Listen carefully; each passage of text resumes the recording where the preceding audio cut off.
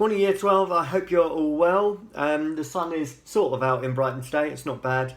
But I hope you're well wherever you are. Just wanted to give you a bit of a weekly update so I can see where you're up to. I have added some homework last week, so last Thursday I gave you a question to have a look at. So please do have a look at that. It's a 20-mark essay. As soon as you're ready, then you can send it over to me and I can send you back some feedback. But if you could get that done by Thursday, so it's Thursday the 7th this week at the latest for me. The area of focus for this week is to look at the roles within family. So we're looking at the ideas of what do the male and the female do within the family and how have those roles changed. So I'm going to put lots of materials up for you to read through. There's a few key words for you to understand. We tend to talk about the roles as conjugal roles. There's this idea that we have segregated conjugal roles, and this is where you have very stereotypical views of what the man and the woman should do. So remember the idea of the man playing the instrumental role and the female playing the expressive. So if the man and woman do quite different tasks, they are called segregated conjugal roles. And then there is an idea that roles have become more joint now, so there's more joint conjugal roles. And this is the idea that males and females are starting to share out some of the roles that were previously divided.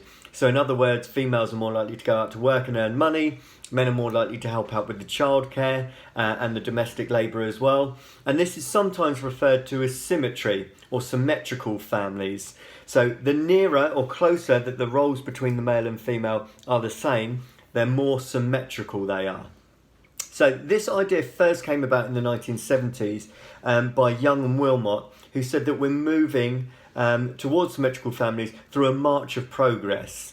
And the idea comes from that we're slowly walking towards equality. So if you go back to the 1950s, very, very clear divide between what the man and woman are expected to do. But then as we get into the 60s, 70s, 80s and so on, the roles become a little bit closer. So there's this idea of this march of progress.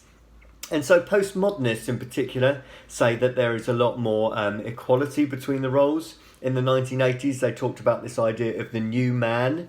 Okay, the new man was someone that did look after his children and helped change the nappies, okay, and did a bit more of the housework and was a little bit more sensitive.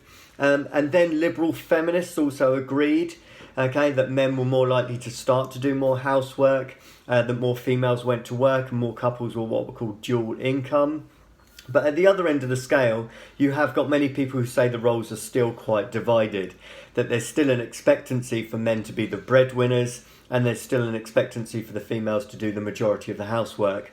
So your Marxist feminists and radical feminists in particular say that there's still non-symmetry between the roles, okay, but there's still this divide between the expectations of the males and females. And Marxist feminists say that the reason this happens is because of capitalism. So capitalism dictates that one person goes out to work, and it's normally the man. Now, if you have one person going out to work, that means that you're expected to have one person staying at home as well. So Marxist feminists often look at the problems of capitalism driving these differences between what males and females are expected to do.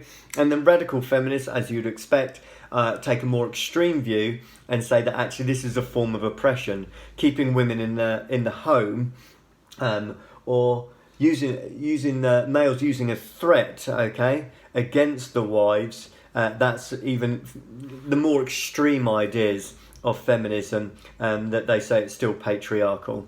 So what you want to be thinking about as you're looking through all the PowerPoints and slides and videos that I put up is to what extent do you think roles have changed in the last 30 or 40 years? Maybe think about the roles of your grandparents, what your grandfather and your grandmother do or did compared to what your parents do. I don't know, is your dad still the main breadwinner, for example, or is it fairly equal between your mother and father? And then maybe how you see the future. Do you think, guys, do you think you're expected to be the main breadwinner in the family? Ladies, do you want to go out to work? Do you want to be a housewife? Do you want to share responsibilities? So have a think about it like that. So lots of different materials will be going up. As usual, any issues, any problems, please do email me on the usual email. And it may take a little while for me to put all the materials up, but there'll be plenty for you to look at this week. Okay, take care.